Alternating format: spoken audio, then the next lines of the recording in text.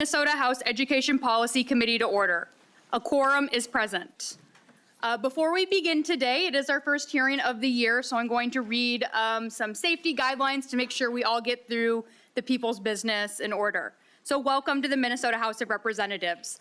We appreciate your interest and participation in the legislative process. To ensure everyone can view, hear, and understand today's proceedings, we ask for your cooperation in maintaining decorum and civility throughout this hearing. For the safety, security, and comfort of all attendees, please note the following guidelines. I, the committee chair, maintain control of these proceedings and establish the following expectations. And this goes for whoever is holding the gavel at any time. So the following expectations are: signs and placards are not permitted in the hearing room. Verbal outbursts, shouting, or disruptive behavior will not be tolerated. Applause or other audible demonstrations are not allowed. For safety reasons, standing or sitting in walkways and aisles or standing or obstructing at your chair is prohibited. If you require any accommodation, please speak with our sergeant staff, who you can identify with their gold or yellow ties. Troopers and House security personnel are present to ensure everyone's safety. Those providing testimony will be given specific time limits, which must be strictly observed, and an alarm will go off when you have reached your time.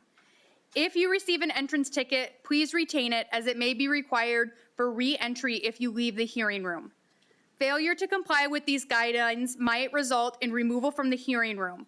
Our goal is to conduct these proceedings efficiently while ensuring everyone has the opportunity to observe and participate appropriately.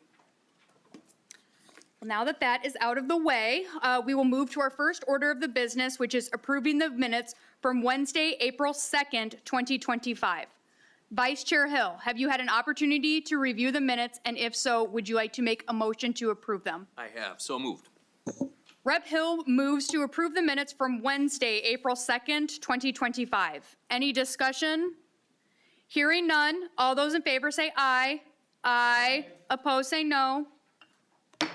The minutes are approved. And with that, I am going to be handing the gavel to Vice Chair Hill as I make my way to the testifiers table, but I believe Co-Chair Bennett has a few words to say while we are playing musical chairs here. Thank you, Madam Chair, and welcome everybody who's in the audience and members. Good to see everybody back. Looking forward to another good session of education policy. So I just want to add here about today that the issues we're going to discuss are serious issues, and there are high emotions involved on both sides with this issue, on all sides. And I'm expecting a passionate debate on both sides, and that's okay. But at the same time, we'll always expect to treat each other respectfully, whether members, testifiers, or those who are observing. And we will not call names in this debate, nor will we claim or insinuate intentions.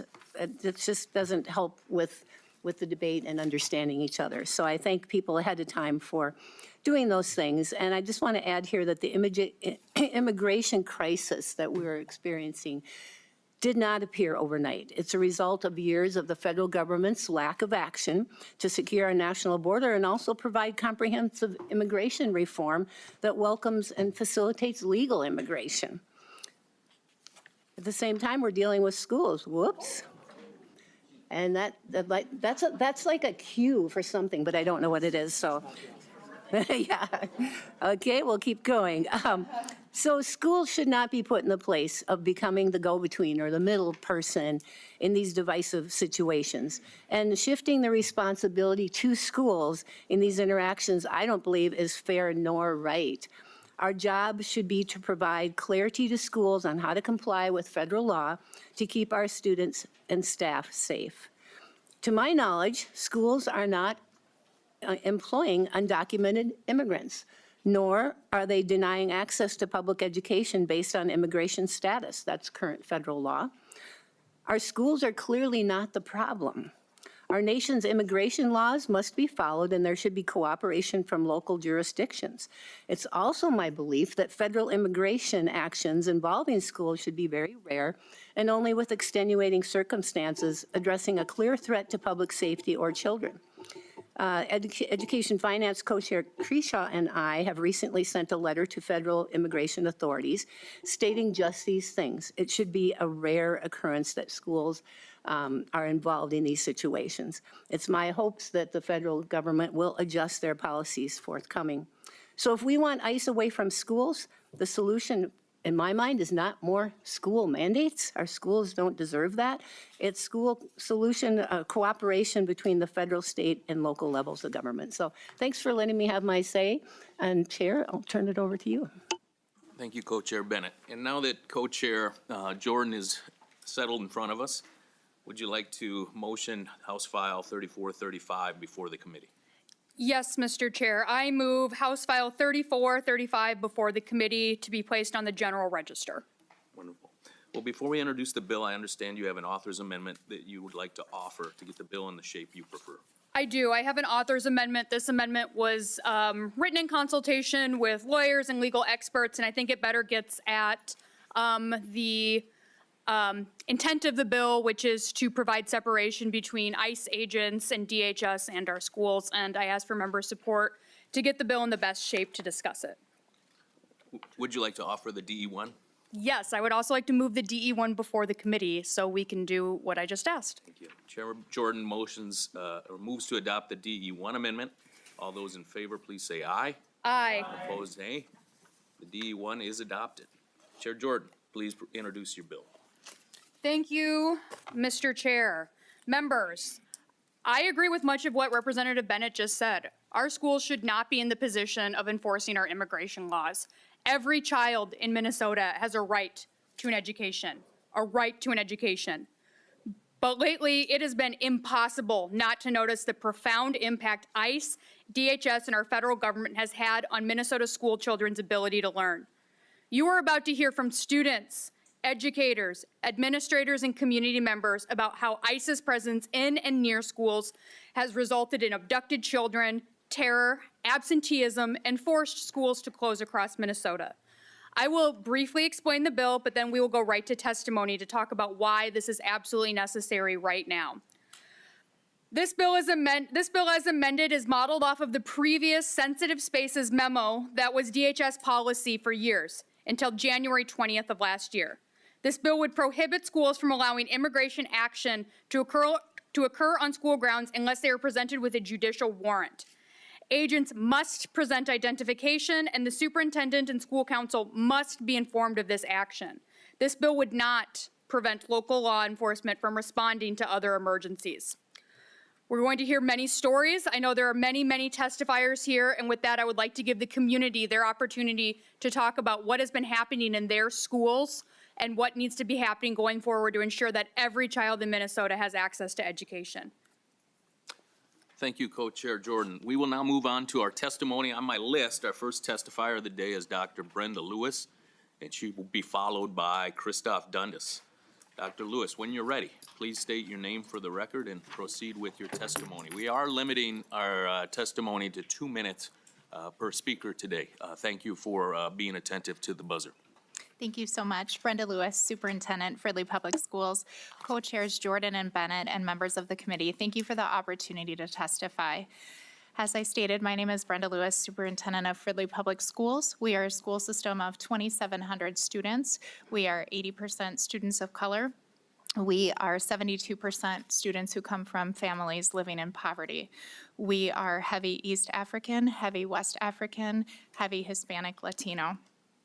Fridley Public Schools supports HF 3435. This bill would establish clear, consistent standards for when and how federal immigration enforcement may access school property. Specifically, it requires proper judicial warrants, identifications, and limits access to the areas specified in those warrants. This clarity is important for school districts that are responsible for maintaining safe, orderly, and predictable learning environments. In our district, immigration enforcement activities on our near school sites has had deep impacts on our students and our school operations. Since December, 112 students, again, we have 2,700, who were with us in December are no longer with us. In addition, approximately 400 students are currently participating in virtual learning. We did not have a virtual learning program prior. We built that in 4 days. These shifts have real academic consequences and significant mental health consequences. I'm so proud of the work that we have done around literacy, especially the last several years, and our recovery after COVID. I have now watched that slip away.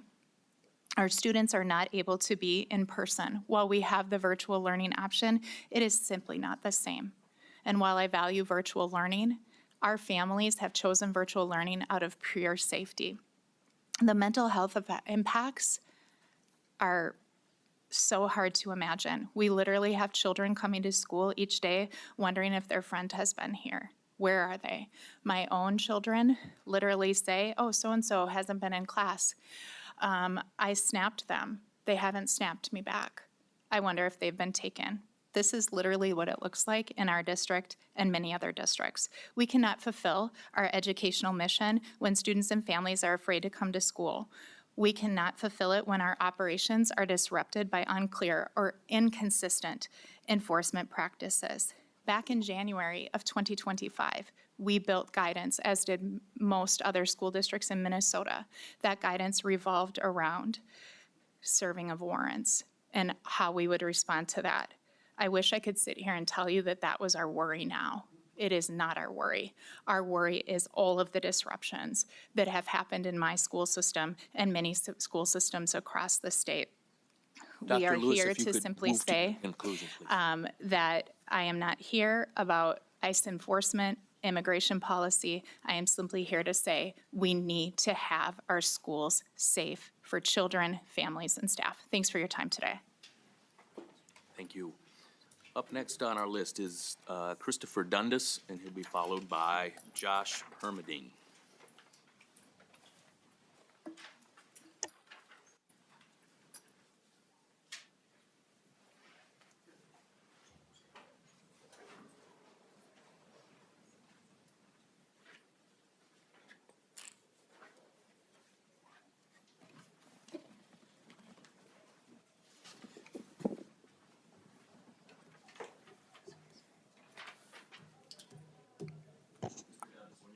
I'm not Mr. Dundas.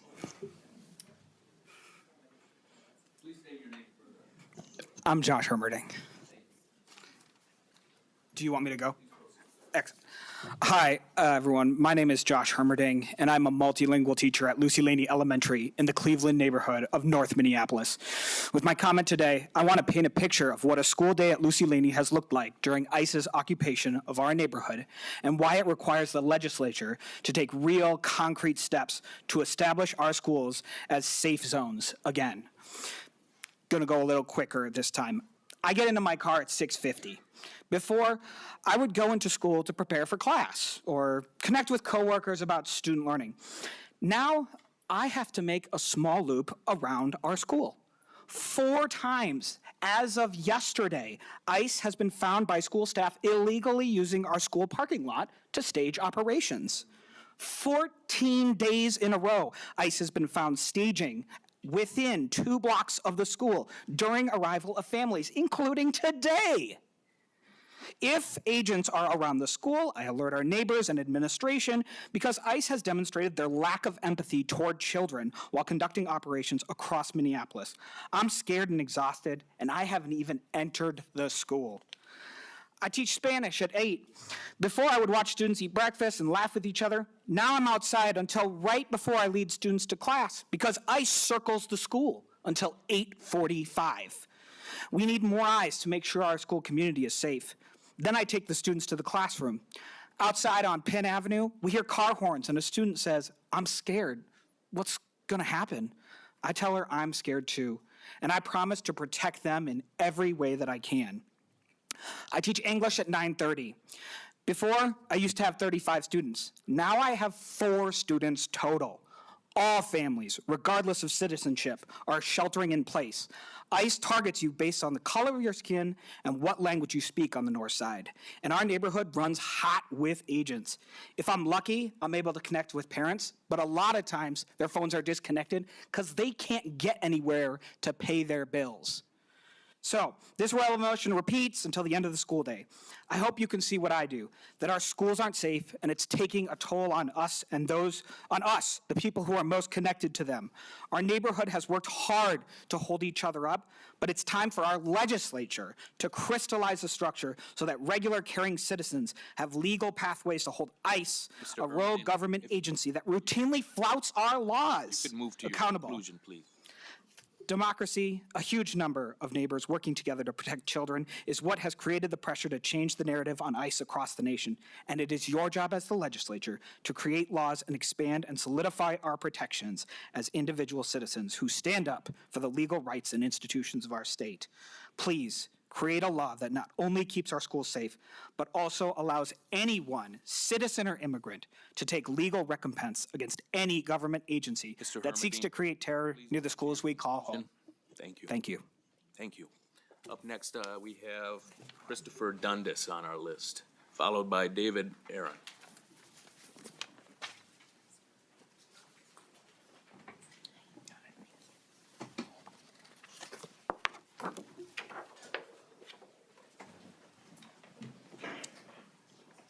Good afternoon, committee members.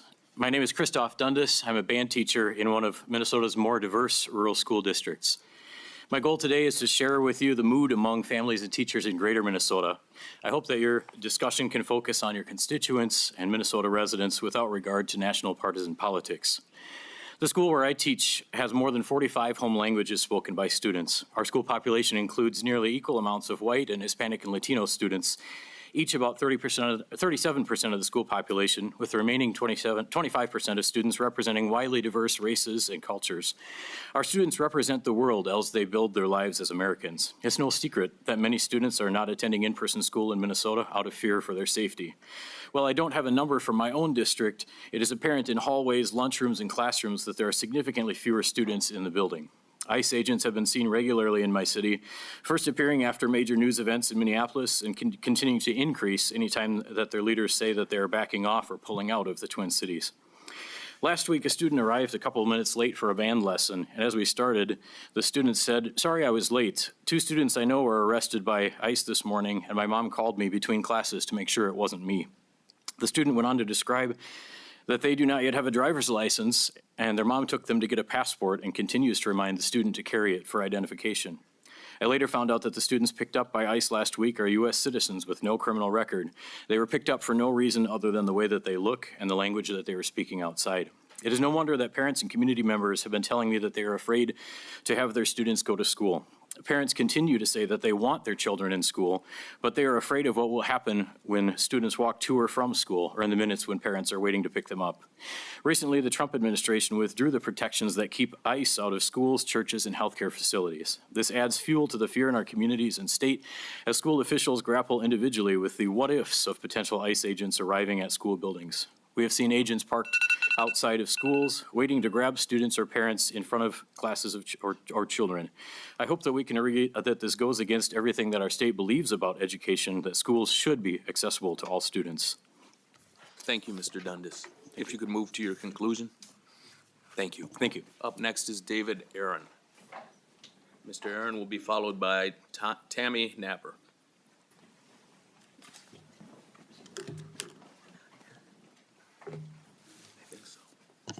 Good afternoon, Mr. Chair, members of the committee. My name is David Aaron, and I'm the General Counsel of Education Minnesota, and I'm speaking in support of House File 3435.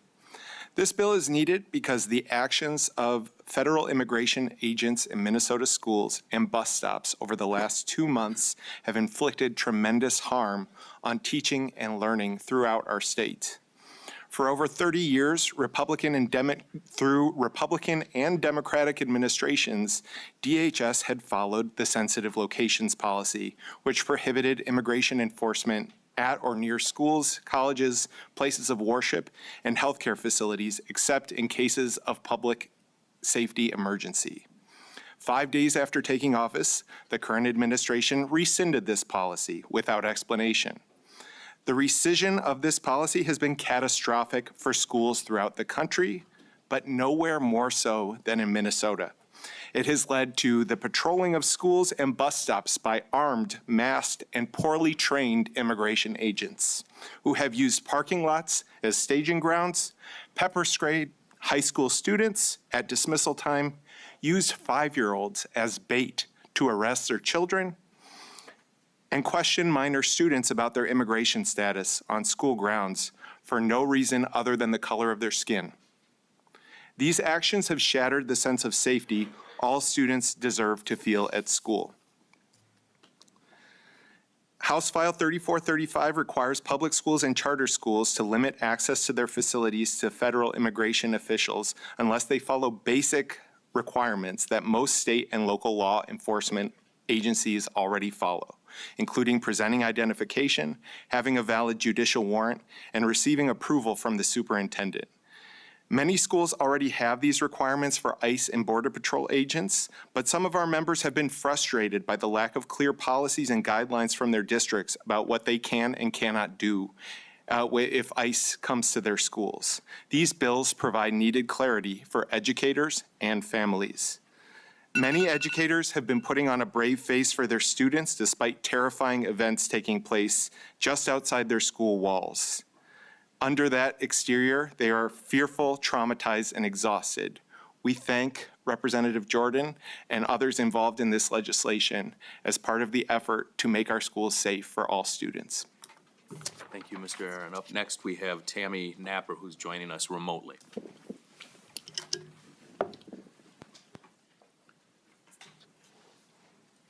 And Ms. Napper, Hello, just a committee. reminder to keep your remarks to 2 minutes, please. Hello, committee members. My name is Tammy Knapper, and I'm a special education coordinator, local union president, and Education Minnesota governing board member. I want to bring you to a small school district in greater Minnesota, Wilmer, where fear has been quietly reshaping daily life. We serve about 4,000 students. On a typical day, around 250 are absent. That's normal. But in mid-January, when ICE activity increased in our region, normal disappeared. In 1 week, absences just didn't rise, they exploded. 790 students gone, then 1,214, over 1,000 kids missing school on a single day. The next week, numbers stayed high, not because of weather or illness, but because families were afraid to leave their homes.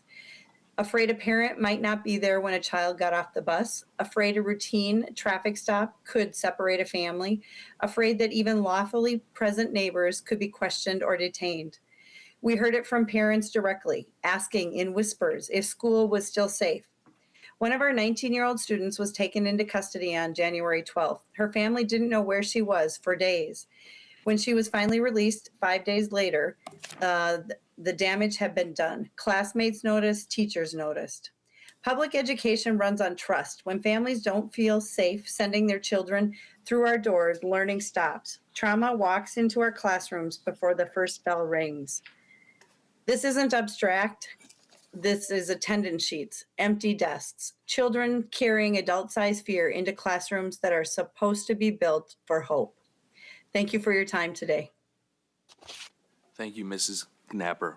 Up next, we have Victoria Martinson, and Victoria will be followed by Jasmine Clark.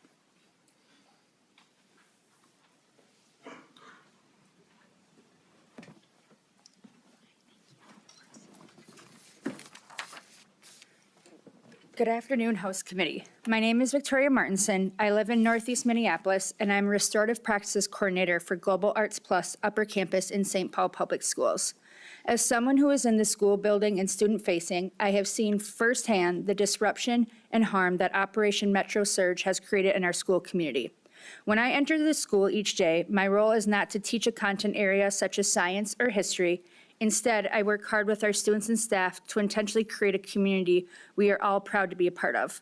A community value that we have intentionally centered this school year is belonging. In middle school education, fostering a sense of belonging is not only pivotal to student educational success and well-being, it is directly linked to equity. Belonging ensures that every member of the community, regardless of their background, has access to the same education, support, and opportunities. Operation Metro Surge and ICE presence have directly impacted that sense of belonging we've worked so hard to create. When students and staff are being told by our federal government that they do not belong in the state of Minnesota because of how they look or the languages they speak, each community they are a part of is severed. Belonging means being able to show up to your community spaces without fear, and ICE has taken that sense of safety away from our students and community.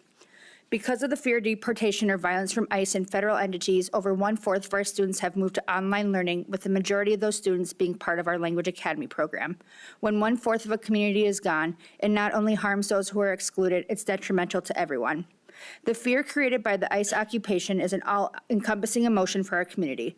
There are daily conversations about classmate safety, where family members may end up, if guardians feel safe enough to leave their homes for groceries, or if they'll ever come back to school again. We are hearing from the federal government that ICE is targeting adults, but what they are failing to realize is that many of these adults have children who are deeply impacted. We have students who exhibit extreme mental health concerns such as depression, anxiety, and suicidal ideation because they do not know where their family members are, if they are safe walking in their neighborhood, or if they'll be entering a raided home when they get off the bus. This stress from students is warranted because their fear is real. Abductions and deportations are happening, and it is destroying the sense of belonging and dignity people deserve. As you continue in these sessions and create legislation to protect Minnesotans, I urge you to think of our young people and the sense of community we Ms. have Martinson, the if you obligation could to complete for them. Move Thank to you. your conclusion. Thank you. Up next, we have Jasmine Clark. And following Ms. Clark is Hyle Scully. Are either of them present here? Okay.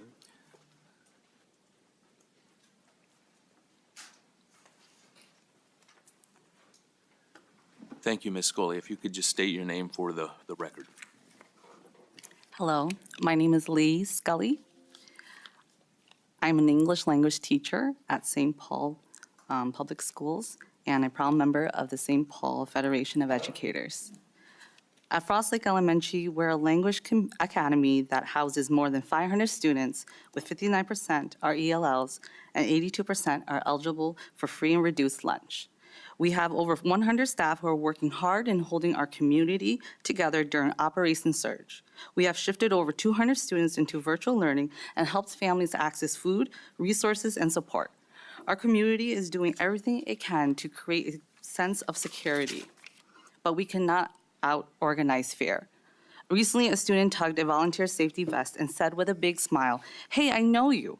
That precious moment matters, as it reminds us that children are constantly scanning for who is safe, and right now, too many of them are unsure. I teach 8-year-olds who carry worries no child should. One told me her father had been taken by ICE and how much she misses his warmth. Another brings her birth certificate to school in case she is questioned. Imagine trying to learn to read while wondering if your family will be there at the end of the day.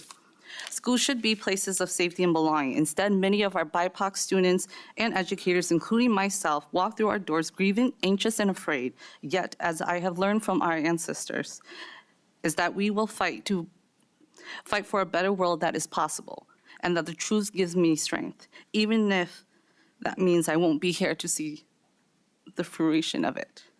Legislators, these are our children with a dream and a whole life ahead of them. If we want strong schools and stable communities, we must choose policies that protect children's safety, dignity, and the right to learn. I urge you to lead with courage and humanity, because our students are watching and they deserve to know that the adults in power will keep them safe. You will continue to hear these countless stories, but the story of us all begins when we recognize our shared responsibility. Thank you. Thank you, Ms. Scully. Up next, we have Lucia Cook. Ms. Cook will be followed by Emily Euchre.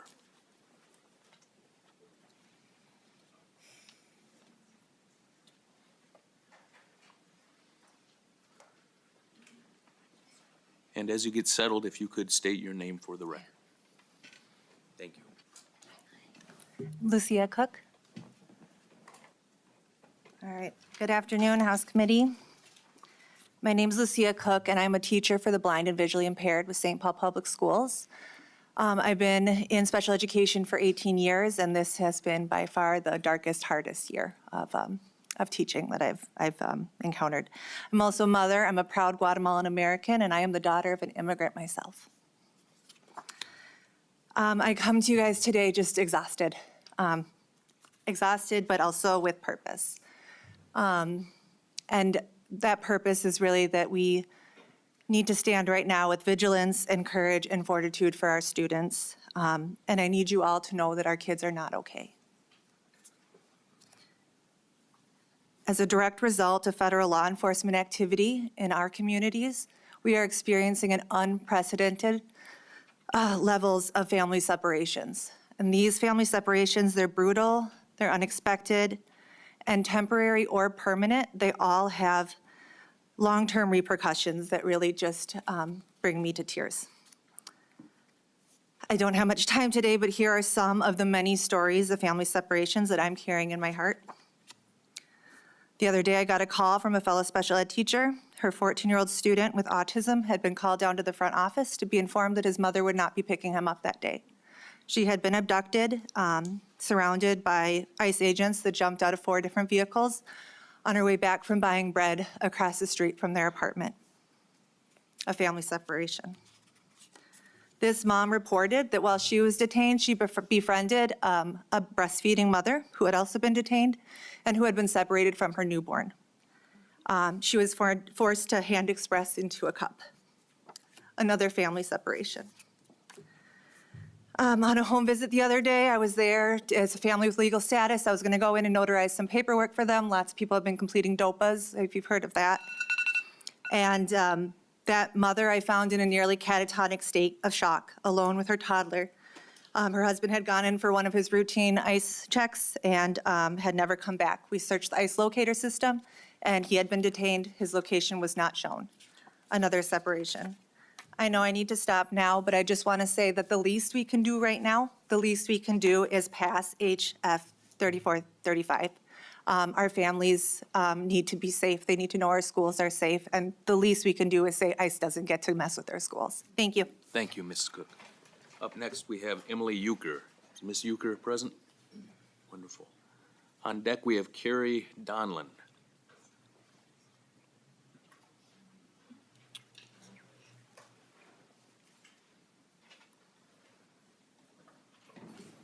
And Ms. Euchre, if you could state your name for the record, thank you. Sure.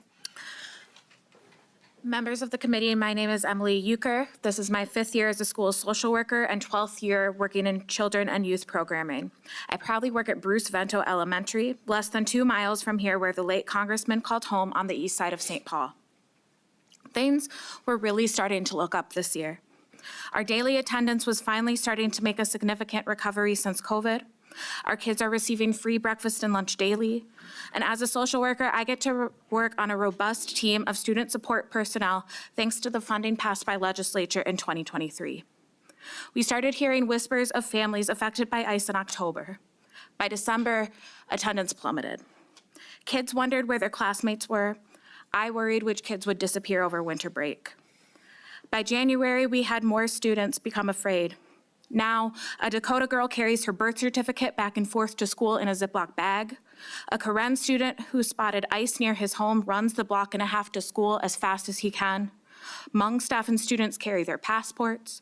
An African-American family who became homeless this year stopped sending their children to school because they are afraid the Somali van driver will get pulled over with their kids in the car.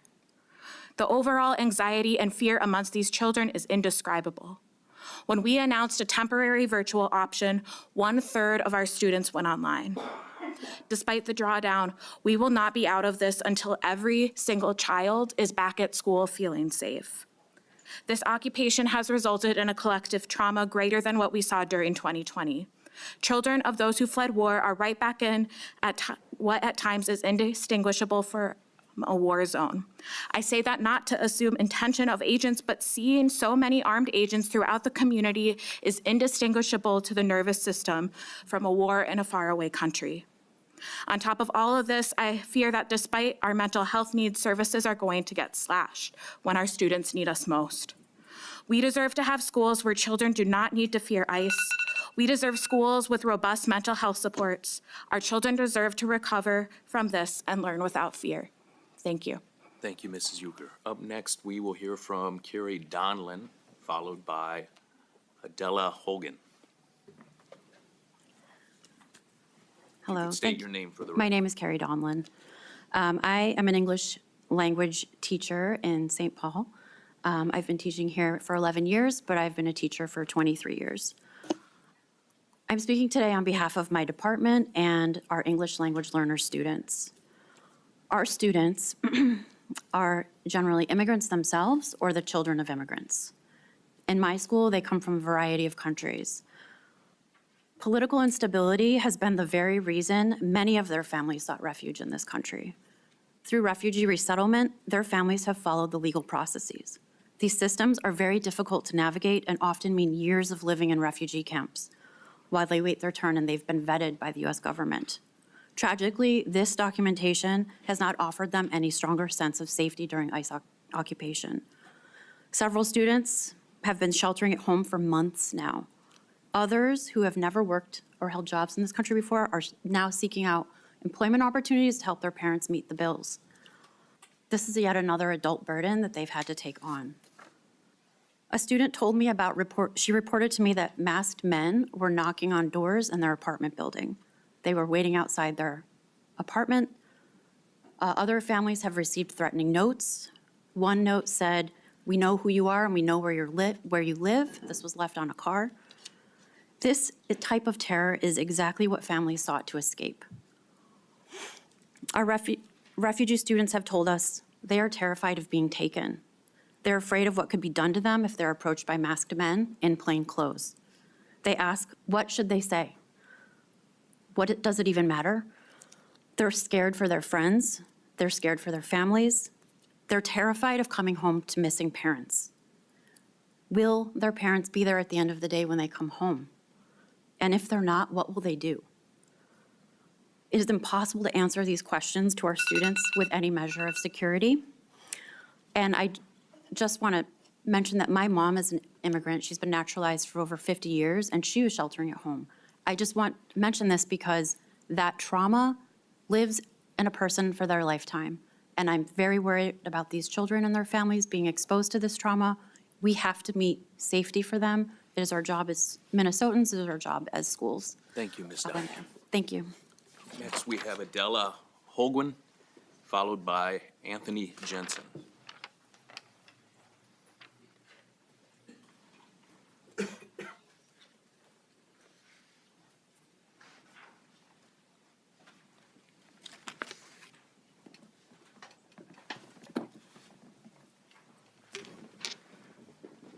And please state your name for the record. My name is Adela Hogwin. I'm a family liaison at American Indian Magnet School on St. Paul's East Side. My job is to help families feel welcome, connected, and supported. For the first time since the COVID pandemic, nearly every family attended fall conferences. Even in December, despite the ongoing presence of federal agents in the Twin Cities, we had a record number of families attend our Plains Culture Fair. However, in January, after winter break, the energy in our building shifted.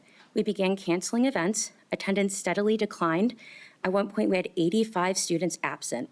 Students no longer felt safe. My conversations with families changed too. Instead of talking about school activities, we began discussing tribal IDs, DOPA forms, grocery drop-offs, and plans for virtual learning.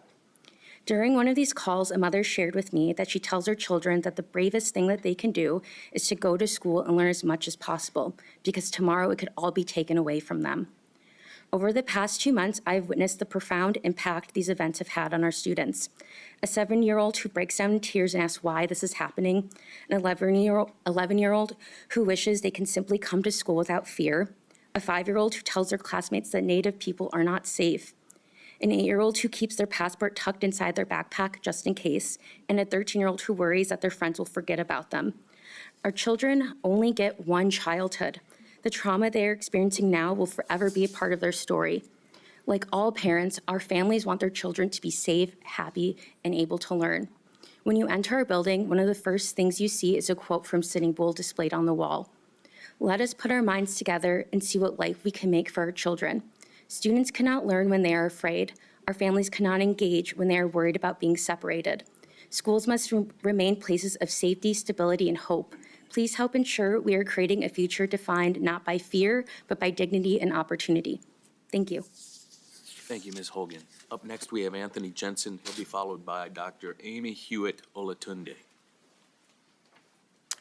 Hello, my name is Anthony Jensen. I'm a resident of St. Paul, and I have been an English language teacher at American Indian Magnet School, Ames for short, on St. Paul's East Side for the past 5 years. The school year started off well for us at Ames. By October and November, the initial excitement of early fall had turned into the rhythm of classroom routines. This changed in December. Early that month, I started to hear students asking their friends in quiet, concerned voices about ICE and if their families were safe. We stress to students that their safety is always our top priority.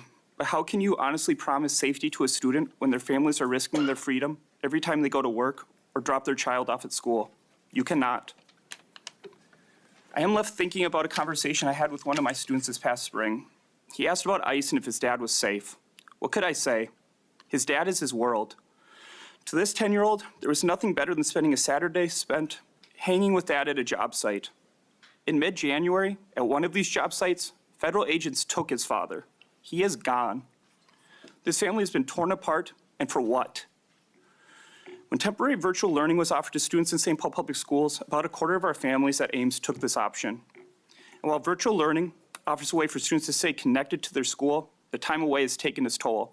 Here's an example of one Ames family story. The younger brother's a true artist. When his family decided to switch to virtual learning, I made sure to drop off art supplies at his house. Last week during a virtual class, I asked him if he could share with us some of the art he's been working on. He showed a beautiful mountain scene with a meadow and a stream.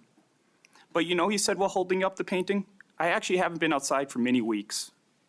His older brother loves sports, and he was excited for the upcoming basketball season.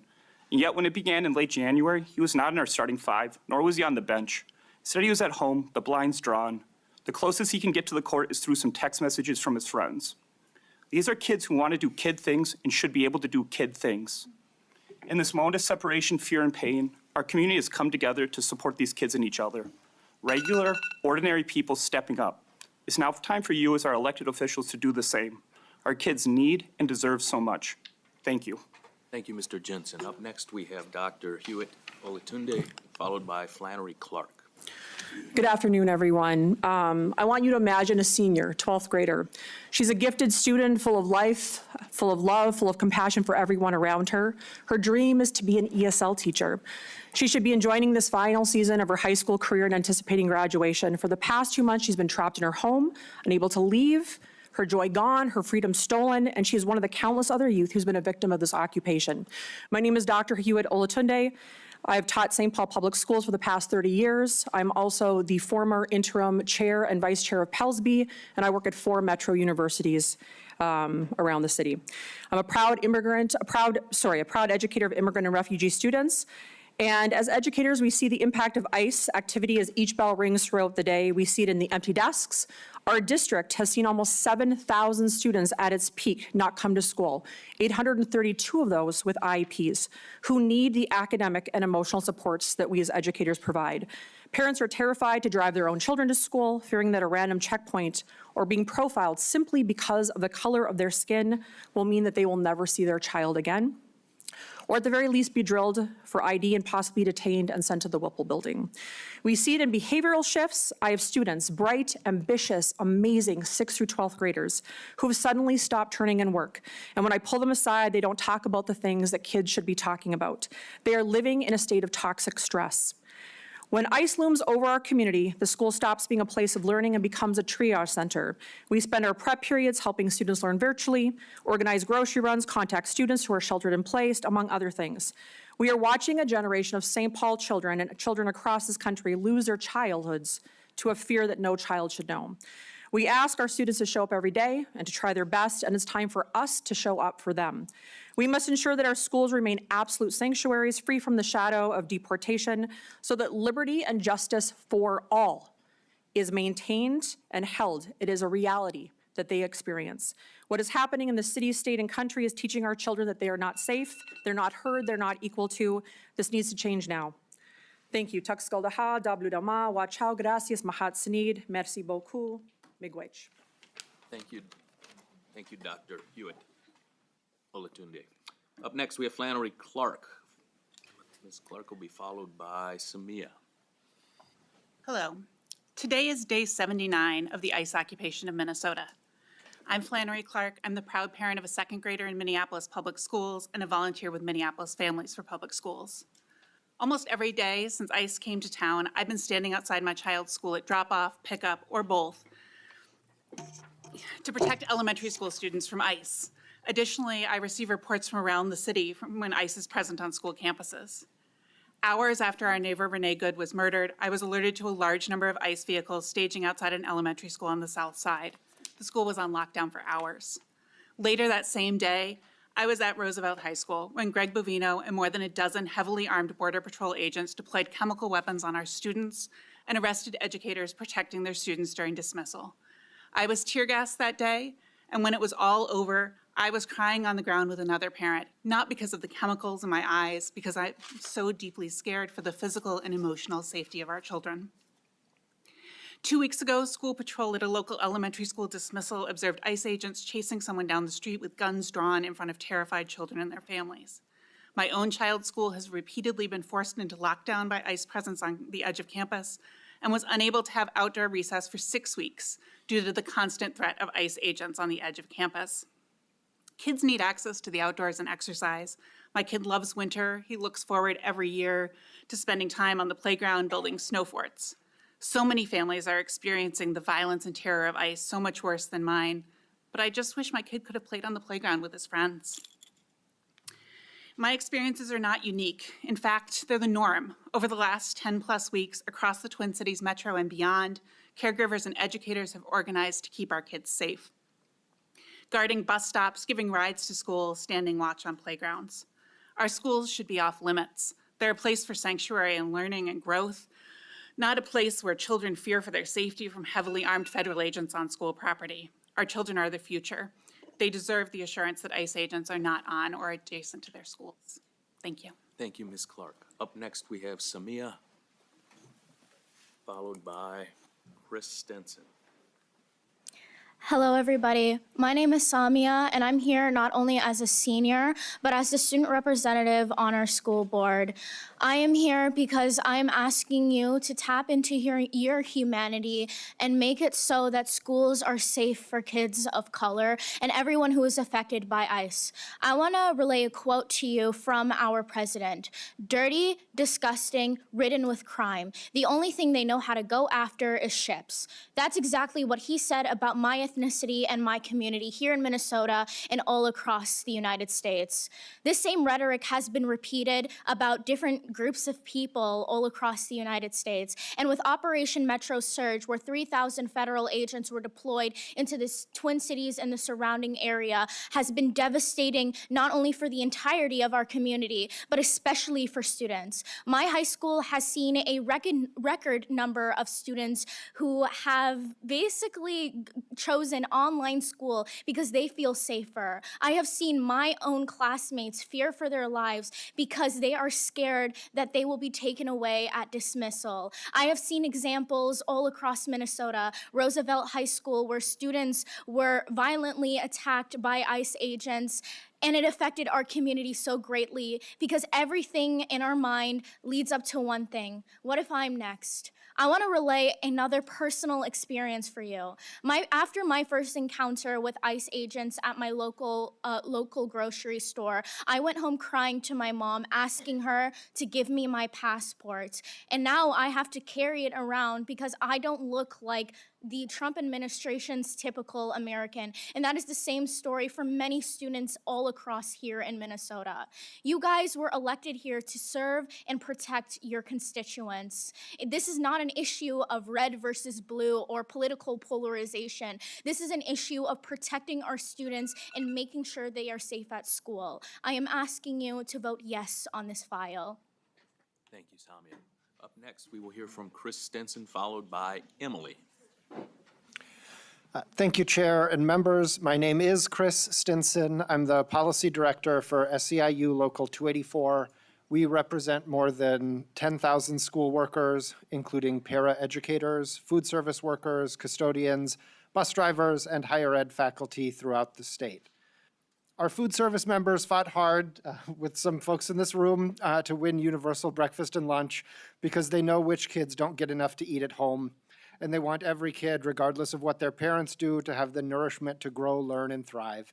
and it breaks my heart that many of the kids who rely on school breakfast and lunch are not safe attending school right now. We've had bus drivers who had to hold kids on the bus because ICE was raiding their apartment building and it wasn't safe to let them off to go home. We represent EL paras in Ricori who say that only half the students have been showing up to school, fearing for their safety. You know, we hear similar stories from across the state, and the damage the federal government has inflicted on Minnesota's students is not limited to the metro, even though it was called Metro Surge.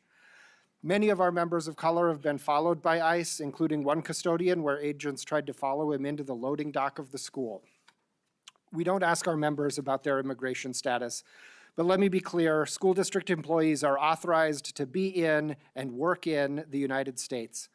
SEIU represents one member who was detained while getting groceries. She'd only been going to work, home, and the grocery store for weeks. She was quickly sent from Minnesota to the camps in Texas, and while she was in the camps, she missed the birth of her granddaughter. Her family was counting on her to help with the new baby. Attorneys with SEIU helped her file a habeas petition, and when a judge finally reviewed it, she was released. The judge said she'd been unlawfully detained. The disruption to her family, the disruption to her school community, the fear, the deprivation, the time she's never going to get back, all of it was unlawful.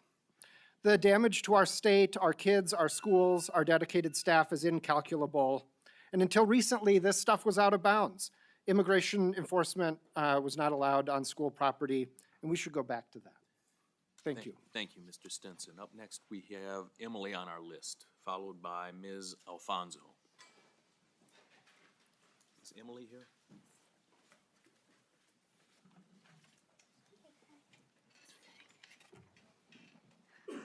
And when you're settled, please state your name for the record.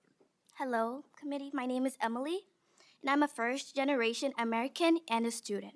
And Minnesota is my home. In my school, I am a part of the Leaders in Education and Diversity Club that celebrates other people's cultures.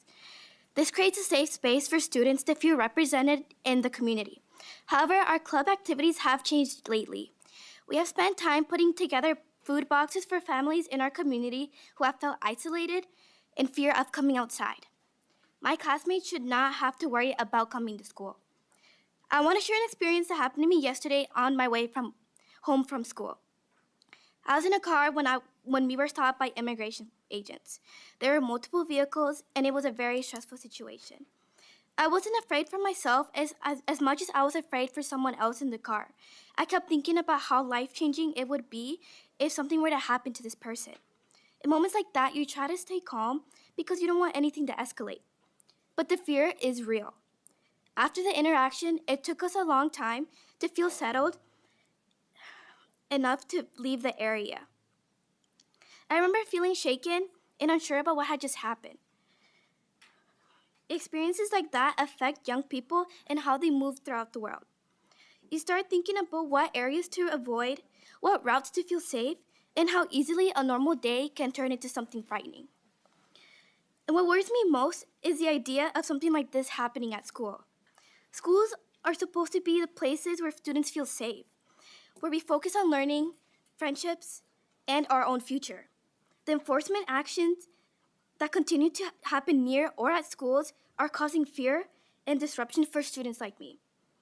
I've seen how these fears affect families too.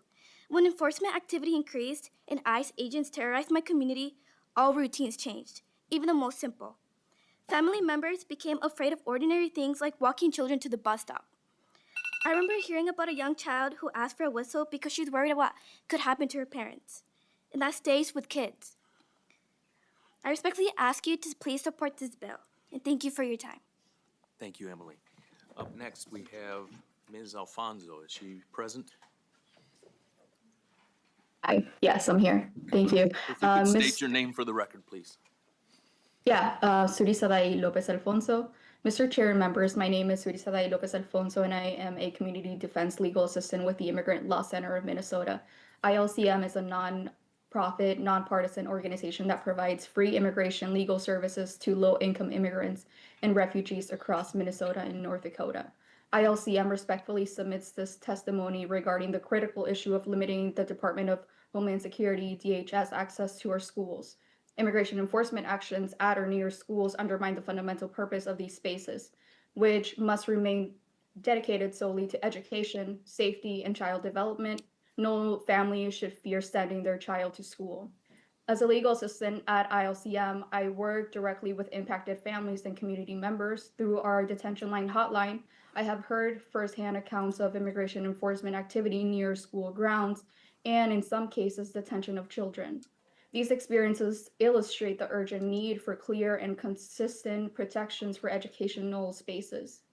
When children and families do not feel safe near schools, three critical concerns arise. One, schools cease to be safe and trustworthy spaces. The presence of immigration enforcement near schools creates immediate fear among students and families, including U.S. citizen children in mixed status households.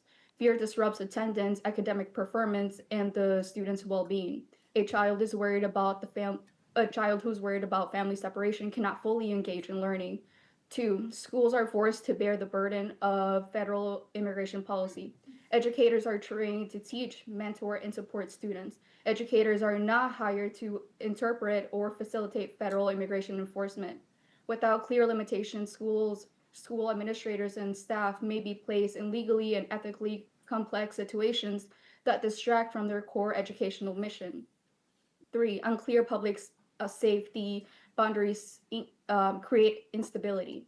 Limiting DHS access to schools does not prevent law enforcement from responding to legitimate threats or conducting criminal investigations where necessary. Rather, it establishes clear boundaries that protect students, teachers, parents, and the broader public. Clear standards strengthen the public safety by rebuilding trust between families and institutions. Limiting DHS access to schools is about protecting Ms. children, Alfonso, preserving if you could move to the conclusion, please. Yes, and maintaining trust in public institutions. Schools must remain safe spaces where all students, regardless of immigration backgrounds, can learn without fear. Thank you. Thank you. We have two speakers remaining on our list. Mr. John Fanning, followed by John Boehner.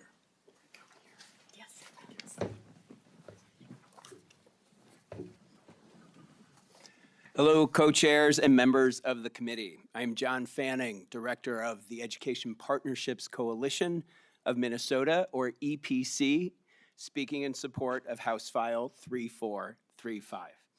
EPC is a bipartisan coalition of 9 cradle-to-career partnerships across Minnesota. Our collective impact model engages more than 600 partner organizations and supports more than 300,000 young Minnesotans and their families. EPC communities are in greater Minnesota, as well as in metro and urban parts of our great state. We take our bipartisan stance very seriously, coming together across communities, red and purple and blue, in support of Minnesotans, young Minnesotans and their families. U.S. Immigration and Customs Enforcement was formed under the Bush administration. In the years that followed under Presidents Obama, Trump in his first term, and Biden, schools were designated as sensitive locations, limiting access for ICE actions. The reason is obvious: to avoid traumatizing innocent children, as you've heard today. The current Trump administration, as you know, through a January 25 directive, ended sensitive designation for schools. The consequences are predictable, and we've heard so many examples today. We are asking you to communicate to the federal administration that we want this designation restored and to provide guidelines and guardrails in Minnesota that both abide by federal law and maximize protection for our young people. They are our future, and we need to ensure them a safe, uninterrupted learning environment. It's a both and, it's a win-win, and we ask for your bipartisan support. Co-chairs and esteemed committee members, thank you for your kind consideration of my testimony today on behalf of our 9 member organizations, our 600 partner organizations, and 300,000 young Minnesotans and their families. Thank you, Mr. Fanning. Up next, we have John Baylor. If you could state your name for the record, please. Thank you. My name is John Beeler. I'm the Policy Counsel at the ACLU of Minnesota. We're testifying today in support of HF 3435 as amended. This bill returns us to a policy that was in place for roughly 20 years, prohibiting immigration enforcement at schools except where law enforcement has a warrant or exigent circumstances. In 2007, the George W. Bush administration issued a memo to ICE restricting immigration at or near schools, other institutions of education, and venues where children and their families may be present. Presidents Obama, Trump, and Biden continued or expanded this policy, only for President Trump to revoke it on the first day of his second term. As prior DHS officials noted, DHS can accomplish its enforcement mission without denying or limiting individuals access to needed medical care, children access to their schools, the displaced access to food and shelter, and people of faith access to their places of worship and more. Laws protecting sensitive locations have existed in other states for nearly a decade. When a similar bill was challenged in California, the court upheld the state's restrictions on its employees. Citing Supreme Court precedent, the Ninth Circuit noted that a state does not discriminate against the federal government and those with whom it deals unless it treats someone else better than it treats them. The California law does not treat the federal government worse than anyone else. Indeed, it does not regulate federal operations at all. Similarly, this bill does not regulate federal activity. It governs the activities of school district and charter schools employees. The only restrictions in this bill are placed upon the actions of school district and charter schools employees, and it provides those employees the clarity on what to do if immigration shows up at their schools. Do they have a warrant? Then they can have access. Do they have a judicial warrant? Then they can have access. Do they not? No, you are right to deny them access. That clarity is necessary for our schools to understand how they're operating in this context with ICE and DHS roaming the streets. Thank you. Thank you, Mr. Beeler. At this time, I'd like to move on to some discussion, but I want to stop and thank all the testifiers who shared their experiences and perspectives here today. We recognize that this is a deeply personal and emotional issue for many Minnesotans, and we appreciate the courage it takes to come forward and participate in our process. Thank you. At this time, Co-Chair Bennett, do you have a DE amendment you'd like to offer? I do, Mr. Chair, if I could offer the DE amendment, DE2. Wonderful. So moved. Okay, would you like me to explain it? Please do. All right, thank you. Excuse me. Members, this amendment would allow the General Counsel at the Minnesota Department of Education to work with the Minnesota Attorney General to draft guidance to help inform school officials of both their rights and responsibilities in any situation involving law enforcement, including immigration enforcement activities. We heard from one of the testifiers from one of our schools, I believe, that they are lacking clear policy and guidelines for schools. That's what schools want. So this, the bill as amended, the underlying bill here as amended, makes significant improvements in the original language, but it still imposes a sweeping mandate that lacks flexibility to account for a number of individual situations, and it could literally put school staff at risk of their own legal liabilities, either with law enforcement or the school community they serve if they get it wrong. So from my discussions with school leaders, many schools already have protocols in place for this. We heard that with some of the school leaders who were up here just a little bit ago. I talked with Representative Bakeberg, who's a school principal. He said they have clear policies in their schools. We want schools to have their own policies, the ones that work best for them, and they can do that right now. So I guess what we want to see here is that guidance, we need guidance on what is expected when these situations occur, and recognition that no two situations are going to be the same. So I would like to offer this amendment as a way to offer clear policy and guidelines for our schools. Thank you, Co-Chair Bennett. Do we have any discussion to the DE2? Representative Green. Thank you, Co-Chair Hill. I appreciate the question. I would love to get feedback from our Department of Education in Minnesota to really understand what this amendment does in their perspective. So do we have someone here from? Thank you. Welcome, and if you could state your name for the record before you begin. Good afternoon, Mr. Chair. Committee members, my name is Ado Shuni. I'm the Director of Government Relations for the Minnesota Department of Education. So to the amendment from Chair Bennett, so generally the department doesn't provide legal advice to other entities, and this proposal would fall directly within that. This is actually a role that the Attorney General already has. The Attorney General has put out guidance last February, I believe, guidance that we have put out in multiple resource messages to school leaders around schools' rights and responsibilities in this current context. What we do provide from the department is guidance on fostering inclusive and welcoming environments. And we also amplify guidance that Attorney General may put out or other resources that schools can use. And there's also statutes that already cover this. I believe it's 128.10 and 808.07 that establish the Attorney General's authority in this space already. Representative Green. Yep, thank you. That is helpful. Any further discussion, members? Representative Jordan. Thank you, Mr. Chair, and thank you, Co-Chair Bennett, for the amendment. I would ask members to oppose the Bennett amendment. I would also point to members to look at written testimony within your packets.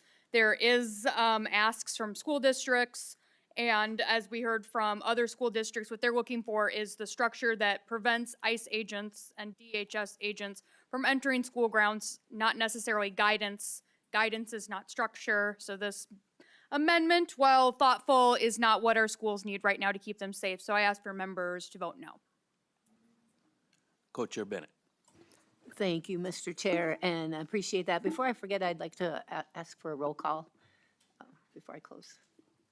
Thank you, Okay. Co-Chair. Thank you. So I would just like to clarify that when this amendment directs the general counsel at MDE to work with the Minnesota Attorney General to draft guidance, so we wouldn't expect MDE to add that guidance below. And again, one size fits all rarely works, so I think this amendment clearly states that schools need guidelines, they need policy, and then let them act as appropriate for their area. So thank you very much for hearing this. Thank you, Co-Chair Bennett. A roll call has been called for. Ms. Keller, if you could call the roll. Co-Chair Bennett. Yes. Co-Chair Bennett, yes. Co-Chair Jordan. Jordan, no. Co-Chair Jordan, no. Co-Vice President, Co-VP Josiah Hill. Hill, no. Hill, no. Co-VP Mueller. Mueller votes yes. Mueller, yes. Bierman? Bierman, no. DePel? Yes. DePel, yes. Falconer? Falconer, no. Falconer, no. Fogelman? Fogelman, yes. Fogelman, yes. Gordon? Gordon, yes. Gordon, yes. Gottfried? Gottfried, no. Gottfried, no. Green? Green, no. Green, no. Keeler? Keeler, no. Keeler, no. Lawrence? Lawrence, yes. Lawrence, yes. And Roach? Roach, yes. Okay.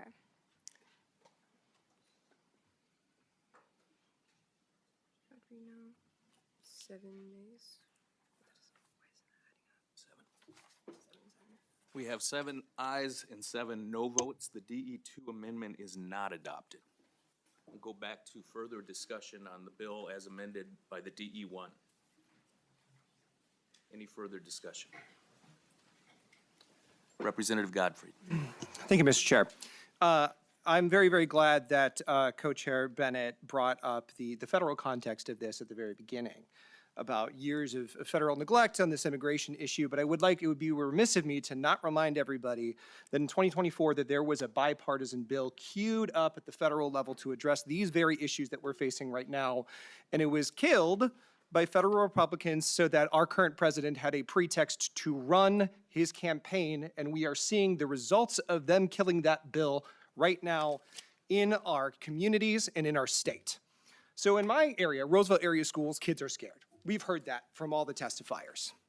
Rumors of ICE in school have led to a poor learning environment. They have led to kids at home.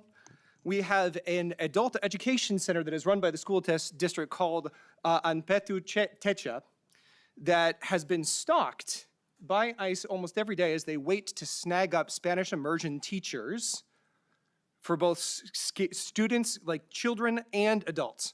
And then everything that the testifiers claim today also are run true in my district.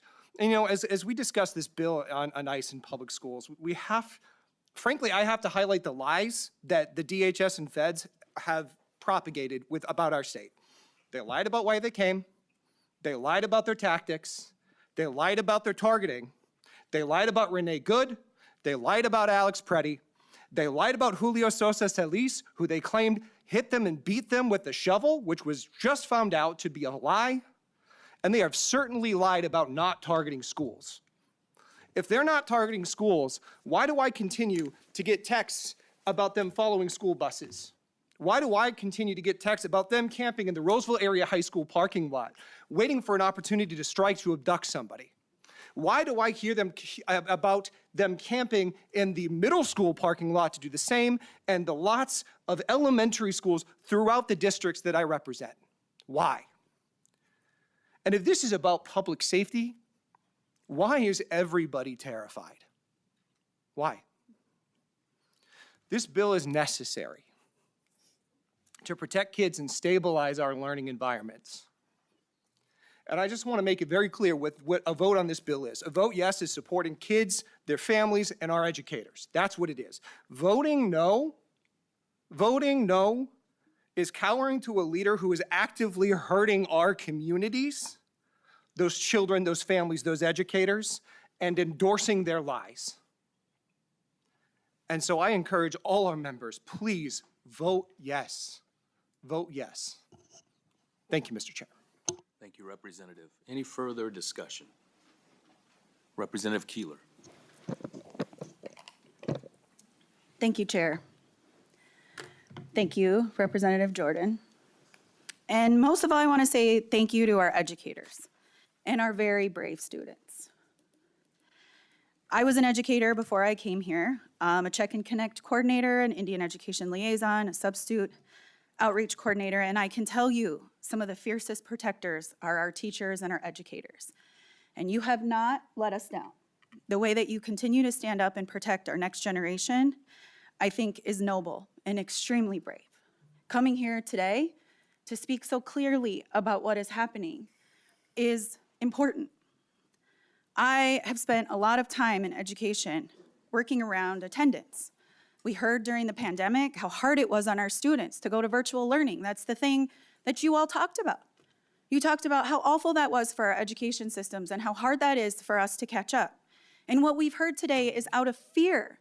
Our kids have had to choose to move to online learning, not because of choice, but because of fear. I also deeply believe and have worked for decades on family preservation. And as an Indigenous person, I can tell you I know what generational trauma feels like when this government rips families apart by going after our children. Now, I think we all agree, we do not want criminals here. I've also been working very hard on safe harbor, sex trafficking victims. Those are criminals that I do not want anywhere in our state or near our children. Mental health is something that we are going to have to invest in. Not just at this table, but at every table. What is going on here is going to have a ripple effect for generations that we don't even know. And the thing that I've been telling a lot of people lately is this is a moment in history that generations who are not born yet are going to ask, what did you do? What did you do when you had an opportunity to stand up for what is right? When you had an opportunity to protect your kids in the schools, what did you do? And I think today, on this vote, you will be able to prove to your future generations that you don't know what you did today. Thank you. Thank you. Representative Falconer. Thank you. Thank you, Chair. Thank you, Representative Jordan, for bringing this bill forward. I too agree this is incredibly necessary, and I wish it wasn't so. To say that they're not targeting schools, I agree with Representative Gottfried, is an outright lie. In my district with Eden Prairie and Minnetonka, every single day, ICE agents are stalking school buses and intimidating parents and kids. When I've been at a bus stop, kids get off the bus, tears in their eyes, saying, "Are you here to keep me safe?" The thing that's going to probably stick with me for the rest of my life is I was at a bus stop watching the bus approach. One stop down from us, bus stopped. 4 agents jump out of a car, violently attack a woman, threw her to the ground, handcuffed her in front of her kid. picked her up, nose bleeding, shoved her in a car, all the while she's screaming, "I'm legal, I have my papers, let me go, let me take care of my kid." And her daughter screaming for her mom. The screams, the sobbing, something that'll stick with me, replay in my brain till the day I die. And that's just one story of thousands. I mean, reports of 4,000 arrests and counting. How can our kids possibly learn at school when they're afraid that they could be picked up, when they see ICE vehicles circling the buildings? That is happening. When they see ICE vehicles staging in the parking lots during school hours, near parks directly adjacent to schools. I mean, this is all happening in the suburbs of Eden Prairie and Minnetonka. And our worst day is probably the best day that the Powderhorn neighborhood in Minneapolis probably experiences. So yeah, this bill is necessary. If we had an administration that cared about school policy, maybe they'd start by caring about the Constitution. I mean, just Google ICE breaking down the doors of private residences. You'll get plenty of examples of our Fourth Amendment being violated blatantly in live time, plenty of video evidence for everybody to see. So I appreciate the letter. I appreciate the sentiment. And I wish that school policy ruled the day here, but it's clearly not the case. And just take one step further. I mean, they are breaking into apartment complexes, also a violation of the Fourth Amendment. What is that going to look like when that happens in a school building? I mean, we've got educators on this committee. You're sitting in class, high school science class, on our unidentified masked agents, part of a paramilitary group, storm into the classroom in a biology class, in a middle school English class. I mean, these are poorly trained but lethally armed ghouls. I'm sorry, but who would choose this as your profession? That are terrorizing our communities. Is this going to happen in an elementary school's art class or a kindergarten classroom at nap time? I mean, this is yeah, it's like looking ahead, what could happen, but if they're doing what they're doing now, I cannot imagine a situation in which they're not eventually going to start doing that to our immersion schools, like you said, wherever else. So yeah, this bill is 100% necessary. We need to do our job in this committee to pass laws that are going to protect our children at schools. When they're getting off the bus thinking, maybe this is the day that I get arrested, maybe this is the day that my parents are not going to be there waiting for me, they're already thinking about that in their head. At least give them 7-8 hours in a school building where they don't have to be afraid. So please pass 3435. This is necessary, and it's so crucial right now. Thank you. Thank you, Representative. Representative Green. Thank you, Co-Chair. So I just want to say something to our testifiers. I want to say thank you. And I also want to say very clearly that I believe you. I believe the experiences that you shared today. I believed you when you shared all the worries you have for your students and families. I believe you that ICE has been staging in school parking lots and circling schools during the school day, and that students are at home hiding behind closed blinds. I believe the profound mental health impact this has and continues to have. I believe students who are U.S. citizens have been picked up by ICE. I'm going to say that again. I believe that students in our state who are U.S. citizens have been picked up by ICE. And I believe that tear gas has been used on students and staff. And I believe students, like the student in my district who withdrew from testifying in person today because of fear, and I believe the students who told us she has to carry her passport with her at all times, all based on what she looks like. I believe what is happening to our families and in our schools and our state. And I believe our kids are not okay, and I think we know why. I know we know why. So we need to be really honest in our work here and name what is happening. The federal government is targeting people based on what they look like. This is not about immigration enforcement of criminals or a need for better cooperation. There is a presence and a very real threat happening in real time. Unmasked, unidentified armed agents on or near school property in the state of Minnesota. That is not okay. That should not be okay with anyone in this room, should not be okay with anyone who serves and represents the people of Minnesota. The actions that they have are telling us they have no concern or care for students and teachers and the harm that they have caused and continue to cause. Attendance, trust, learning, that's just at the very start of things. The fear is palpable in classrooms and home across the state. We heard that today. I've heard that in my district. I've heard it from other schools that have reached out to me across the state. I believe it is outrageous. It is a violation of constitutional rights, and it is wrong. Aren't schools meant to be places of learning, belonging, and stability for all of our kids? And are we really okay with schools and students being collateral damage in all of this? We have a responsibility. It is immediate and practical, and we need to do everything we can to keep schools for education and not enforcement. Thank you, Chair Jordan, for bringing this House file forward.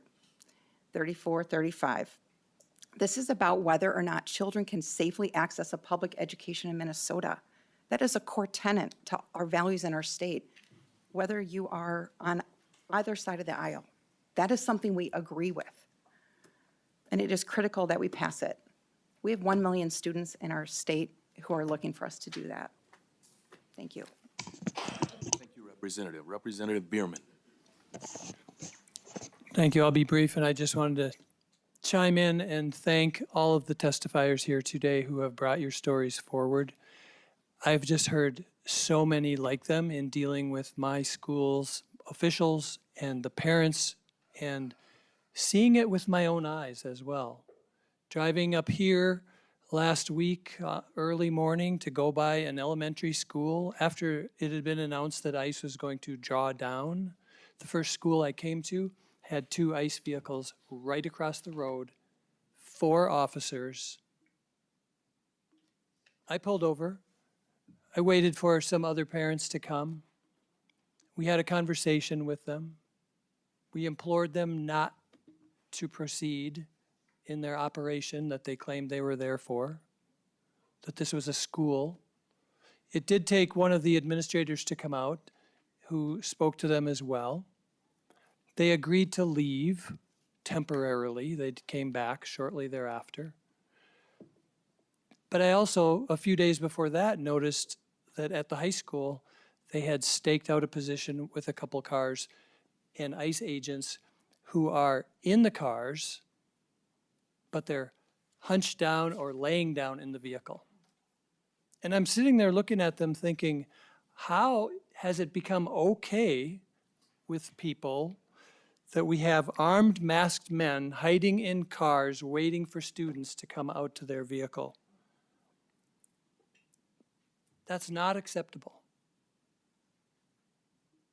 In the world we've grown up in here, in the country we've lived in here. So thank you, Rep. Jordan, for bringing this forward, and let's vote yes. Thank you, Representative. I would just comment briefly. I want to thank Representative Jordan for bringing this important bill forward. Many of you know that I am a public school teacher, and just as you heard in the brave testimony that our testifiers provided to us here today, our students are hurting. Schools are a place for learning, not as an instrument of fear. And as we move forward and have this discussion here, I want to thank all of the representatives for their decorum, and I want to thank Representative Jordan one last time for bringing the bill. With that, Co-Chair Bennett up next. Thank you, Mr. Chair. And I want to thank the testifiers as well. Very, very good, and especially our young people here, high school students, Samia, is that what you say? And Emily, and I think there were more, but you two in particular, very poised, excellent speakers. You are going to go far in life. Thank you for being part of this. We have passionate people, and I hear the fears. But we need to be honest about what this bill will actually do to solve the situations that we're hearing, that I heard over here, that I heard from the testifiers, because I did not hear about ICE agents roaming inside our schools. I hear about across the street. I hear about in apartment buildings, in the communities, the fear. I totally understand that. But we have to understand that in our education purview here, we're just about what's happening in our schools and what we can do about that. And this bill is not going to solve that problem. What will solve the problem is if our state and local governments will cooperate so that we can get ICE off the streets, out of the communities, away from across the street from our schools, and picking up these criminal illegal immigrants at the jails. So I guess I want to be real here and say, I don't believe this particular bill is going to solve the problem that I'm hearing. And therefore, I will be a no vote on it because I do believe it will put some of our schools in a precarious position where you perhaps have a receptionist at the school trying to determine if a warrant is real or not, with potential implications there, and school staff perhaps in legal jeopardy because of what's going on. Allow the schools to do their own things. We should have clear guidelines. I hope that will come down from our Attorney General and so on. But I do not believe this bill will solve the problem that I'm hearing. And I understand the fear. It is real. But let's pass bills that will actually solve the issue. So thank you, Mr. Chair. I will be a no vote. Co-Chair Bennett. Representative Jordan. Thank you, Mr. Chair. Thank you, members. I would be remiss if I didn't also thank the testifiers and thank our students and thank our community members, not only for being so brave here today, but being so brave for so many weeks. I want to be clear that you shouldn't have to do that. You should not have to be brave to go to school. And when we had a teacher say that the bravest thing you can do is go to school right now, that is true. And it shouldn't be that way. And I'm sorry that your federal government has made it so that the bravest thing that you all have to do is go to school, and to our educators that you are educating our children and walking them through this time of fear right now. To clear up some misconceptions, we did have educators testify that ICE is using their school parking lots as staging for immigration aids. This bill would prevent that. This bill would also provide the structure that those school secretaries, those general counsels, and those superintendents are asking for. I would again direct members to your public testimony where school administrators have asked for a return to those federal policies. If members want to continue to work with me, I am happy to view this bill as a floor, as a very low bar that we should be able to achieve where ICE agents are not present on our schools. Let's talk about our bus stops. There's one at my home is a bus stop, my yard is. I have ICE agents come by my home and terrorize my neighbors, all because we live by a bus stop where kids wait to go to Pillsbury Elementary School. For me, to you EL teachers, my mom, even though she's retired, would still say that she is an EL teacher. And every single student she educated was either an immigrant or a child of an immigrant. And one thing she told me, which is the same thing she would tell her students every day before I went to school, was to be kind and be brave. And I know that my mother would also be one of those brave educators who would stand being pepper sprayed by her own government to shield her students while they were being dismissed, which is a real thing that happened at Roosevelt High School in Minneapolis. Those ICE agents did enter that school, and this bill would have prevented those teachers from being tear gassed and those children from being chased by federal agents. I want us to think about as we vote, and Mr. Chair, I am requesting a roll call. Noted. And so as you vote, I want to think about what kind of schools you want to have in Minnesota. What kind of schools do our children deserve? They deserve kind schools where they can be affirmed and play. And the things they should be worried about is, maybe losing a soccer game. That's the kind of thing our kids should be worried about. They should be worried about, I'm glad they don't have to worry about lunch or breakfast at school anymore. But that's the kind of things our kids should be brave about, is how they're going to, ace a spelling test, not whether or not their family is still going to be home for them when they return from school. So I would ask you all to be brave when you think about this and vote. And I would ask you to all vote in affirmative. And with that, Mr. Chair, I will renew my motion to refer House File 3435 as amended to the General Register. With that, Co-Chair Jordan motions to re-refer House File 3435 as amended to the General Register with a roll call vote. Ms. Keller, if you could take the roll call for us, please. Yes. Co-Chair Bennett. No? Co-Chair Jordan. Aye. Representative Hill. Hill, yes. Hill, yes. Representative Mueller. Mueller votes no. Mueller, no. Representative Bierman. Bierman, aye. Bierman, aye. Representative DePel. No. Representative DePel, no. Representative Falconer. Falconer, yes. Representative Falconer, yes. Representative Fogelman. Representative Fogelman, no. Representative Gordon. Gordon votes no. Representative Gordon, no. Representative Gottfried. Gottfried, yes. Representative Gottfried, yes. Representative Green. Green votes yes. Representative Green, yes. Representative Keeler. Keeler, yes. Representative Keeler, yes. Representative Lawrence. Lawrence, no. Representative Lawrence, no. Representative Roach. Roach, no. Representative Roach, no. With 7 ayes and 7 nays, the motion to re-refer House File 3435 as amended to the General Register does not prevail. And with that, I'll lay the bill over and cede the gavel back to Chair Jordan.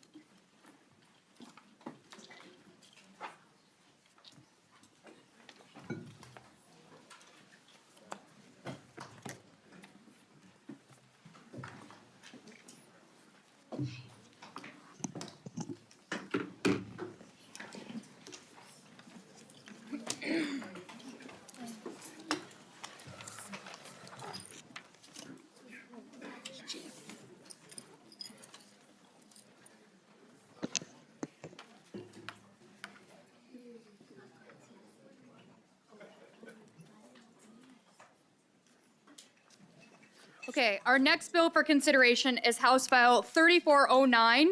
And since Rep. Sensormura is not a committee member, I will move House File 3409 before us to re-refer the bill to the Judiciary, Finance, and Civil Law Committee. With the bill before us, Rep. Sensormura, I understand you have an author's amendment to get the bill into the shape you prefer. Yes. And I will move the A1 amendment before the committee. Rep. Sensormura, can you please speak to your amendment? Yes, so the A1 amendment takes out the civil remedies portion of the bill.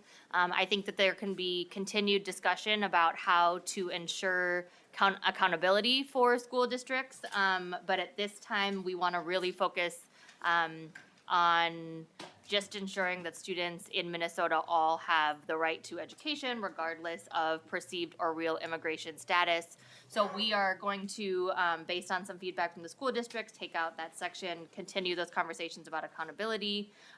This amendment also changes the wording on page 2, line 9, from saying it includes school resource officers and inserts does not include to ensure that there is a distinction for school resource officers and the specific role that they play in the building.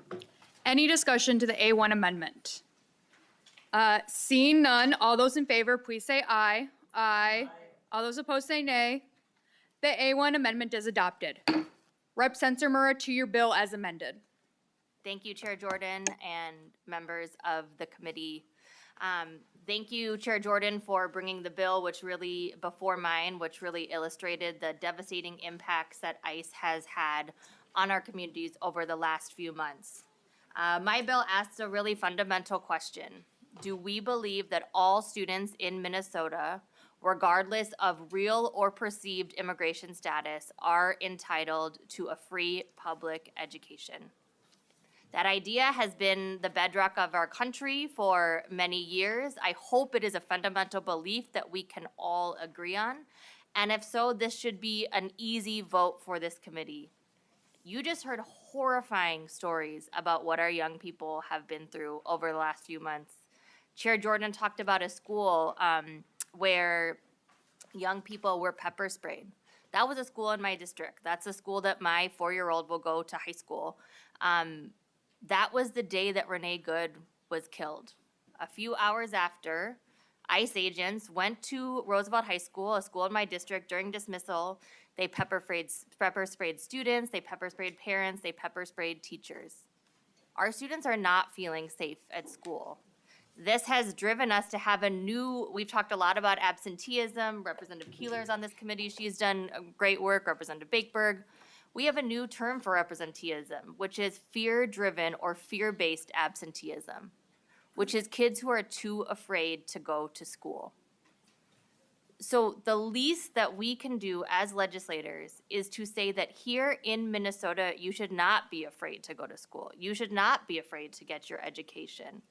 Everyone, regardless of real or perceived immigration status, should be entitled to a public education in our state. This should be an easy vote today, and thank you for taking the time to listen to me and to the testimony that we will hear. Thank you. Thank you, Representative Sensimura. For some timing, I am going to ask my new friend Ari to come up and share their story. I know you have some other testifiers, but we have some kids. So Ari, are you ready for us?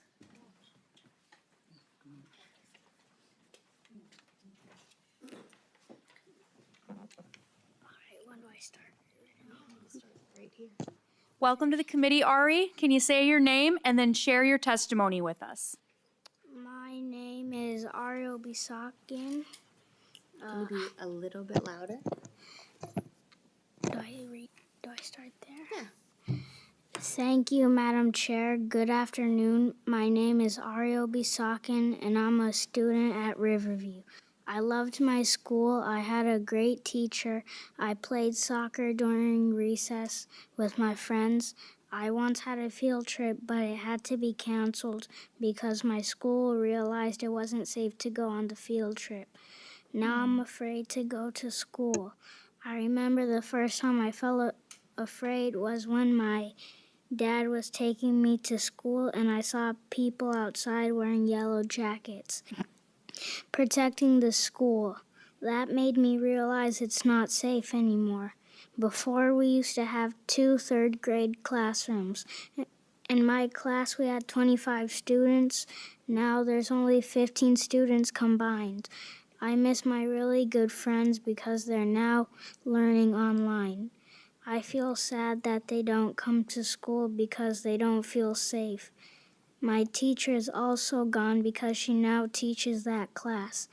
Some days are really challenging because I feel a lot of stress to the point that I get stomach aches, and the nurse has to call my dad to come pick me up. I ask you to please support the Education Protection Bill. Help us bring back all the things that make my school great. I want to learn along with my friends. We all deserve an education. Thank you. Thank you, Ari. Next on my list, we will go back to our normal order of testimony, starting with Kulia Pringle. And for all testifiers, we are running short on time, so there will be a hard cutoff at 2 minutes. Ms. Pringle, please state your name for the record and then proceed with your 2-minute testimony. Thank you, Madam Co-Chairs, members of the committee. My name is Kulia Pringle, and I'm here today because this bill is personal. I am an immigrant from Antigua, and I'm here today because I had a right to a public education. That protection meant I was allowed to walk into a public school without fear. It meant I was seen as a child worth educating, not a problem to be questioned or tracked. Education opened doors for me, and it gave me a future. But today, that same sense of safety does not exist for too many children in Minnesota. I work closely with immigrant families across the state. I hear the fears in their voice, parents asking, is it safe to send my kids to school? Children wondering if their classrooms in the place where the family could be exposed. No child can learn from carrying that kind of fear. No parent should have to choose between an education and their family's safety. We do have federal law that exists, but state leadership matters. This bill gives families a sense of protection. This bill makes it clear to every Minnesota family that districts cannot threaten, intimidate, or coerce families. And it prohibits districts from disclosing actual or perceived immigration status. This bill does not change who is eligible for public education. It simply ensures that children can access the education they already legally entitled to without fear. This is about trust. This is about safety. This is about dignity. And I want to be clear, if children are afraid to go to school, then we are failing them. If families are afraid to engage with schools, we are failing them. So today I ask you to stand firm. We need leaders in this moment. We need bold action in this moment. And we need to say clearly and without hesitation, in Minnesota, we value all children, and all children means all children. Thank you. Thank you. Next on my list for testimony is Mustafa Dire, followed by Steve Anowski. Please proceed with your introduce yourself, and then proceed with your 2-minute testimony. Thank you. My name is Mustafa Dire. I am a founder and executive director of Anwar Institute of Learning and Family Center. I am a family advocate, and then I choose this one because I'm an immigrant. I grew up a civil war. I am firsthand understand what ICE are doing. I grew up where you have every day scared whether you can go to school or your parents had been abducted because they say something. As a kid, I spent more of my teenager years at the refugee camps. I come to the States for better life and better opportunity. After the high school, I was given the opportunity of education in Minnesota. I went to college. A refugee kid in Otanga refugee camp, Kenya, have no formal education or anything, and went all the way to Humphrey. It's because of the opportunity and the education that I received. And I am forever grateful for that. And every child deserves the same. I see all this happening in my community. As the East African, we've been called names from being a garbage to all of this. And this week, Randy Fine, who is a state representative in Florida, called us, he will prefer dogs over Muslims. This all insults is nothing to compare, but at least our children deserve. I was 6, 7 years old when a government put a gun in my head. And then I remember Liam, who is a Columbia Heights child, Columbia Heights, he's been abducted by the ICE. That testimony never left me, that I encourage you to find a courage. Thank you. Next Thank on you. my list is Dr. Steve Anowski. And then next after that will be Kyle. All right, Dr. Steve Yanowski, Superintendent, Richfield Public Schools. We educate all children. I'm an educator, and that's what we do. That's what every school in the state of Minnesota does. That's what every public educator does in the state of Minnesota. We don't ask immigration status. We don't ask political party status. So we educate Republicans, we educate Democrats, we educate independents. It doesn't matter to us. Our job is children, and our job is educating children. You know, it dawned on me as I was preparing for today to support House File 3409, why do we need this when there's a federal case, Plyer versus Doe, that says that this is a federal law? And, you know, I got to spend 2 weeks, not that I wanted to, at our bus stops. Every single afternoon, gentlemen in unmarked SUVs with machine guns and masks were sitting there. Now, I'm not talking about coming into our school. They were doing what their job was. They were out doing their job in the community. And at the same time, our buses were letting our kids off. So every day for 2 weeks in January, I drove to the bus stop along with other team members, and we walked our children from the bus to their homes. These were children who were white children, Native children, Black children, and immigrant children. And I say that because it impacted all of our kids. Imagine your child getting off the bus with armed men in SUVs doing their jobs with machine guns. Will they make the right choice? They're 13 years old. When I was 13 years old, I might have ran at the car because I thought it was cool. Our kids thankfully didn't do that, but we had to take them to their homes because you just can't leave kids in that situation. And so I don't want to be an enforcement agent. I appreciate what Chair Bennett shared. We shouldn't leave superintendents, secretaries, or anybody else in the place to figure this out. We should just take care of it ourselves as the grown-ups in the room and allow schools to educate rather than worry about enforcement and immigration enforcement. Thank you. Thank you. Next on my list is Kyle, followed by Samia. Kyle, please introduce yourself and proceed.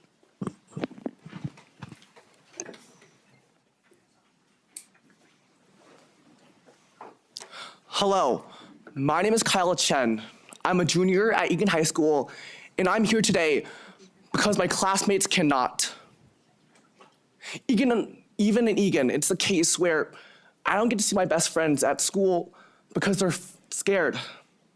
I can't laugh with them at lunch, talk about the test, hang out after school, because they live in fear. My grandfather and my father came to the United States. They're both citizens now. They both came to the United States to get educated for one reason and one reason only, because they believed in America. And because of their sacrifices and because of everything that they've given up, I can be here in this room today living the American dream. These students, whether they are citizens or whether they are not, they're not here to waste your taxpayer money. They're not here to waste our state resources. They're here to learn. And at the end of the day, all they want is what my father wanted: to make a life here in the United States, to make a better life. I'm privileged to have a good community, good teachers, good friends, good neighbors, but a lot cannot. And it's the case here today where you have a decision. You decide whether or not students across our state can live safely and learn safely in their schools because they are Americans. My father is more patriotic than anybody, and these students are no exception. They believe in America, and I know you do too. So with this said, please vote in favor of this legislation, because I want to see my friends again. Thank you. Thank you, Kyle. Next on my list is Samia. Please introduce yourself again and proceed. After that, I have Dulce. Hello again, everyone. My name is Samia Mahmood, and I will remind you that I'm the student representative on our school board for our high school in our district. So first of all, I want to give you an example of the world-class education that I was able to receive because of teachers who didn't have inherent bias in them. I was able to take a lot of AP classes, join a special program for students who were accelerated in their learning. I was able to participate and be the captain of our speech, debate, and our lacrosse teams, and our vice president of NHS. I've been able to succeed because our teachers only want what's best for our students.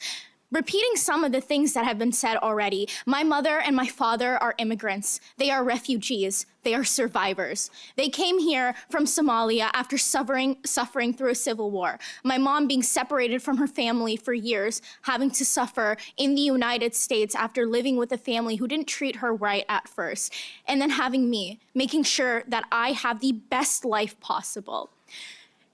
This is something that every student deserves. It is not something that will cost money, just your humanity and your knowing that every student deserves the same education that a white student does, no matter of their immigration status, because that should be done the legal way. Checking students' immigration status should be done the legal way, just like immigration should, like many of you replied in this session so far. Students deserve equal education in classrooms. Students deserve to feel safe in classrooms, and students deserve to feel like their teachers aren't judging them because of their skin color or the fact that they have a different religion. I'm incredibly disappointed to the people who already voted no on our last piece of legislation, but I'm asking you to find your humanity and vote yes on this piece of legislation. Thank you. Next on my list to testify is Dulce, and then unfortunately we are out of time.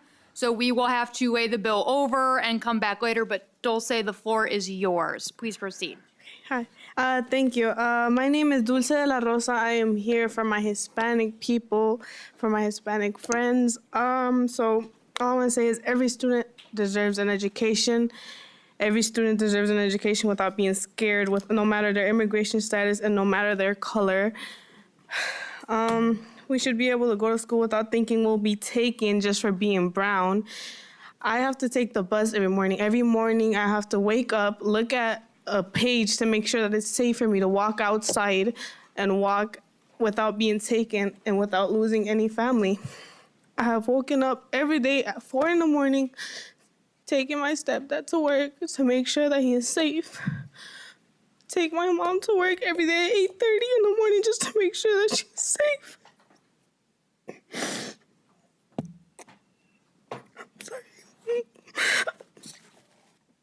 Sorry. No student should be going through this. No student should be scared to walk outside of their house. My friend, I have no friends at school right now because all of them are online. One of my friends hasn't gone out of school because she had ICE parked outside her house for a whole week. No one should be going through this. No student, no kid should be going through this. No kid should be worried about their parents being taken away, about themselves being taken away just for being brown. You know, and I know a lot of white people like going to Mexico, Puerto Rico, Hawaii, you know, taking their little trips or whatever. How about thinking if you were in Mexico or in Puerto Rico or Hawaii or in any of those places, and imagine yourself being taken away with your family just because you're white. Just because you're white. Think about that. Put yourself in those shoes of our people, of our brown people being here in America just because we're not white, being taken away. USA is a Native American land and Mexican land because most of this land is stolen. Well, actually, all of this land is stolen by Native Americans and Mexico. And if anyone is illegal here, it should be all of you white people and not the brown people that were here first. Thank you. Thank you for your testimony. And unfortunately, hand clapping is not permitted in their committee room. We are out of time. Representative Sensimer, I'm so sorry, but we will luckily get to see you again. And with that, I lay over House File 3409 for a later date. And members, we will see you next week, and committee is adjourned.